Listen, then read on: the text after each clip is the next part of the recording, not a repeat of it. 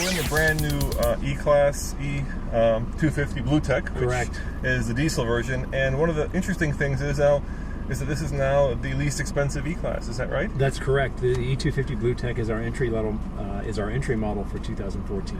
Why did you decide to make a diesel your entry level? Usually these are, if you get a GL, it's the upper model, outside of the MGs, of course. Well, with the Blue Tech, we knew we had a customer that's looking for fuel efficiency, but at the same time, good economics. And a car like this makes a lot of sense.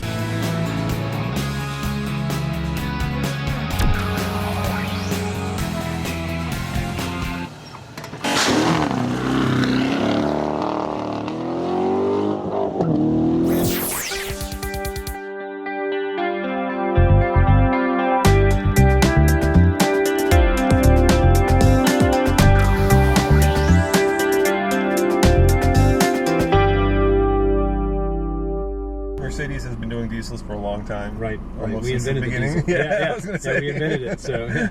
And you're getting much more into them now. It used to be that Americans, especially after the 70s and 80s, were kind of, allergic to diesels. Yeah. But now it seems like America's kind of coming back around, and they're starting to understand, potential customers, that is, the value of this. What do you see the advantage of a diesel engine versus a traditional petroleum engine? First off, right away, the fuel economy. Yeah. Typically, a diesel has almost 30% better fuel economy. But on top of that, just the way the car drives is very well suited for U.S. market. It's a lot of torque, low down in the rev range, so really stoplight to stoplight, you feel that great power. So you really are able to take advantage of a diesel, and that fits the U.S. driving style very well. Also, long-term durability. We've got, obviously, as you mentioned, a great history with diesels, and knowing that we have great durability with this engine. So there's just a lot of things that stack up well for the U.S. market. And with more people coming to bat with diesels, even with our competition, we see that actually as a good thing, because to get the word out about diesel, we feel like that's really going to help us.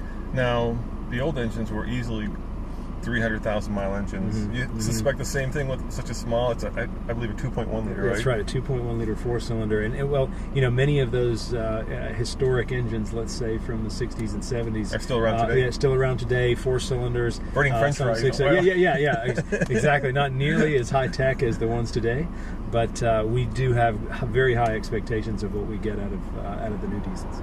And let's talk about the E-Class. I believe it came out originally, this version, or at least the last version, 4 years ago. That's right, in 2009. Right. We launched this generation of the E-Class. Internally, we call it the 212. That's our internal designation. But with the model year 14, we have the most significant redesign with this new E-Class that we've had in our history. So whether it's exterior, we see that instantly recognizable as an update to the car. Yeah, I noticed that the front is much sportier. Yeah, sportier front end design, really from a little bit more aggressive. Exactly, from the A-pillar forward, everything is new. And with the sport model, we've had the sport luxury strategy that we've had since we launched this version, and now we get a little bit more differentiation with the integrated star in the grille versus the stand-up star. So that does give it a sportier look. And to be fair, worldwide, there's regulations that don't allow those anymore, right? They're dangerous. Well, they're getting that way. Yeah. We're still able to do it.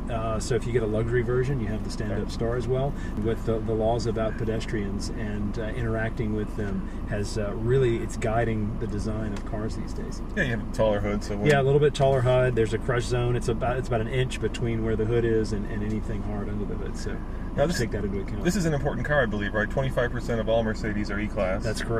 That's correct. It's a significant percentage of your overall sales. It definitely is, and for U.S. market, it's a huge chunk of our sales. And then if we think of what this car has to do worldwide, you see cars in Europe, they go from taxi cabs all the way up to more than $100,000 AMG super sports cars. So the E-Class is it's the car we call the bread and butter of the Mercedes-Benz lineup, because it does so much, and we really cover a huge breadth of really what the customer is looking for with an E-Class. Yeah, and in a lot of ways, you can always point to a brand and you can say that is a car that represents its DNA. And maybe with Mercedes it might be the SL, because that's kind of sporty, sexy. Yeah, sure. Yeah, but in a way, I think this is a car.